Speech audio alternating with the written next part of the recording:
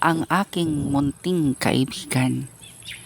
Naniniwala po ba kayo sa duwende? Ako kasi dati hindi. Subalit, nagbago ito nang ako na mismo ang makakita sa mga linalang na ito. Ako po ito si Loloy ng Batanes.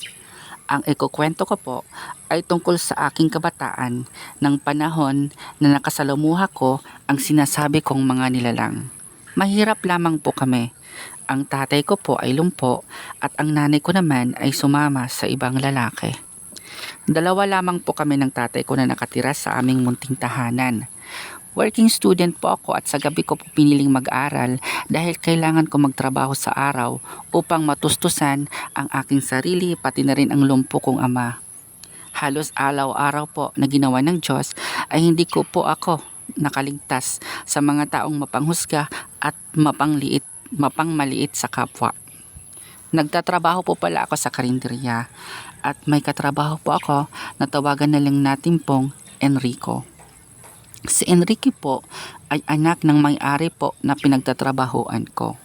Ampun lamang po si Enrico ng amo ko. Simula po na magkaanak ang mag-asawa kong amo ay pinagtrabaho na rin nila si Enrico sa kanilang negosyo upang mapakinabangan.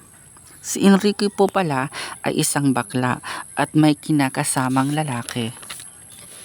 Akala ko po dahil sa kalagayan ni Enrico sa buhay ay magiging mabait ito sa kapwa. Ngunit napakasama po ng ugali nito. Isa po ito sa mga taong nangahamak sa aking sitwasyon sa buhay. Isang araw ay may napakarami kaming customer sa karinderya. May ginanap kasi na pagtitipon sa aming lugar kaya napakaraming tao ang dumating at nang magutom ay kumain sa karinderyang aking pinagtatrabuhuan. Sobrang pagod na pagod po ako ng araw na iyon. Loloy, ikaw na ang bahala dito ha. May date kasi kami ng boyfriend ko. Sabi sa akin ni Enrico. At lumabas na ito ng karinderya na hindi man lang hinintay ang aking kasagutan. Kinabukasan po ay galit na galit po ang aking mga amo dahil nawawala ang kinita ng karinderya kahapon. Sir, wala po akong alam dyan dahil hindi naman po akong nakatoka pagdating sa ganyan. Ang trabaho ko po, mag-ayos ng mesa, maghugas at mag-serve ng pagkain. Kinakabahan ko pong sabi sa kanila. Ngunit biglang nagsalita si Enrico na ikinagulat ko dahil gumagawa ito ng istorya. Siya po ang naiwan dito kagabi. Dahil hindi po siya tapos maglinis, yung pera inilagay ko sa nakasanayang lagyan ko ng pera. Kung saan doon niya kinukuha ang pera. Ang sabi nito sa aming mga amo na hindi mo mababanaag sa kanyang mukha na nagsisinungaling ito. Pinaniwalaan po ng amo ko si Enrico at ako'y pinalayas. Yung sweldo ko ay hindi na ibinigay dahil mas malaki pa daw ang ninakaw ko sa kanila. Maluha-luha po akong nagmakaawa sa aking mga amo na pakinggan nila ang aking paliwanag. Ngunit umalis ito agad matapos sabihin ang mga katagang ito. Lumayas ka na dito. Pasalamat ka nga hindi ka namin ipapakulong dahil naging mabait ka naman sa amin.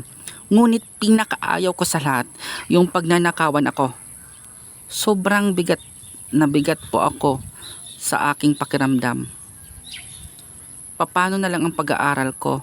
Pati ang ama ko ngayon wala na akong trabaho. Kinabukasan po ay nagbakasakali po ako sa bukid. Baka mayroon pong nangangailangan na magsasaka upang tulungan sila. Ngunit walang may nangangailangan ng tulong. Tulong ko kaya naman nagpahinga muna ako sa isang puno ng mangga at umidlip sandali upang mabawasan ang pagod ko. Napabalikwas po ako ng bangon nang maramdaman kong parang may nagsalitang boses sa aking tenga. Papungas-pungas po ako at patingin-tingin sa aking kapaligiran upang mahanap ang nagsalitang iyon sa aking tenga. Puputulin po natin saglit ang kwentong ito upang ipagpatuloy bukas. Abangan po bukas ang part 2 ng kwentong ito. Huwag pong kaligtaan na i-follow, like at i-share itong ating kwento ngayon. Maraming salamat po.